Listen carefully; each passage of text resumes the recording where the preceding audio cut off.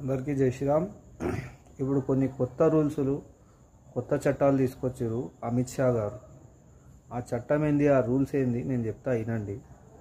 ఇప్పుడు ఒక ward member కానీ, ఒక సర్పంచ్ కానీ, ఒక ఎమ్మెల్యే కానీ, ఒక ఎంపీటీసీ కానీ, ఒక జెడ్పీటీసీ కానీ, ఒక సీఎం కానీ, ఇంకా డిప్యూటీసీ సీఎం కానీ, వీళ్ళంతా ఏదన్నా నేరాలు ఘోరాల్లో పాల్గొని కనుక సీఎంలు, డిప్యూటీ సీఎంలు, లేకపోతే ఎమ్మెల్యేలో ఎంపీలో అయిందనుకోండి, వాళ్లకు ఆ పదవిలో ఉండే హక్కు లేదు అని చెప్తున్నారు అనమాట క్లియర్గా.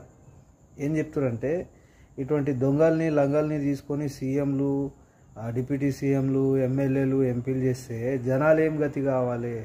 జనాల గురించి ఎవడు ఆలోచించాలి?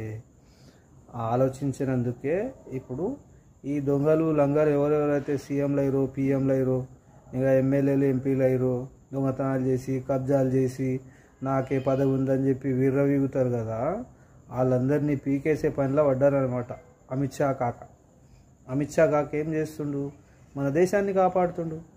దేశంలో ఉన్న చీడ పురుగులంతా ఏడబెట్టాలని ఆడబెడుతురు కదా. చెప్పుకాడనే ఏడవాలి, తీసుకొచ్చి నెత్తివే పెట్టుకుంటే మనకు తలక నొప్పిరా నాయన. మీరు ఓట్లేసేటప్పుడు కూడా జర అర్థం చేసుకొని ఓట్లేయండి. హిందూ బంధువులారా, హిందువులకు మాత్రమే ఓట్లేయండి, ఇతర కొండగోర్లకు గిట్ట వేయకండి దయచేసి. నేను చెప్పేది అర్థం చేసుకోండి. ఈ రాత్రి కూడా నేను ఎందుకు చెప్తున్నా అంటే మన వాళ్ళ గురించే, మన మంచి గురించే చెప్తున్నా నేను. ఎందుకంటే అమిత్ షా కాక చెప్పిండు, అది 130 ఏమో ఆ లిస్టులో కొంతమంది చేరిండు ఆల్రెడీ. ఇంకా లిస్టు ముందరికి వస్తుంది. ఇప్పుడు 31 రోజు ఏమో గడువు ఇచ్చారనమాట. వాళ్ళంతకు వాళ్ళు రాజీనామా చేస్తారా లేక పదవిల నుంచి పీకేయాలనా అనేది అమిత్ షా కాక చేతిలో ఉంది. దేశంలో భవిష్యత్తు అమిత్ షా కాక చేతిలో ఉంది. గుర్తుపెట్టుకోండి.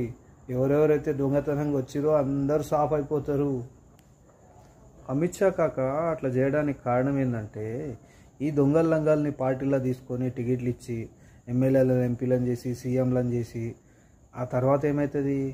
జనాల సొమ్ము సాఫ్ చేస్తాడని. ఖాయం కాదు, సాఫ్ చేస్తాడు. జనాల సొమ్ము సాఫ్ చేయాలంటే ఈ రౌడీలు, ఈ గుండాలు, ఈ కబ్జాలు చేసేటోళ్ళు, ఈ అంతా ఏమంటారు, ఇక చెప్తే బాగుండదు. మళ్ళీ వీడికే నేను గలీజ్గా చెప్పేసిన, ఎవరేమనుకోవద్దండి. కొద్ది రోజుల తర్వాత లిస్టులా చాలా పేర్లు చేరుతాయి. మనం అనుకోని పేర్లు కూడా వస్తాయి. ఎట్లా? రాజీనామా చేసే దాంట్లో. ఎందుకంటే వానికి మళ్ళీ నెక్స్ట్ పదవి అడిగే హక్కు కూడా ఉండకూడదు అనమాట. అటువంటి చట్టం ఉంది ఇప్పుడు. నువ్వు ఎమ్మెల్యే కూడా పోటీ చేయలేవు నాయన.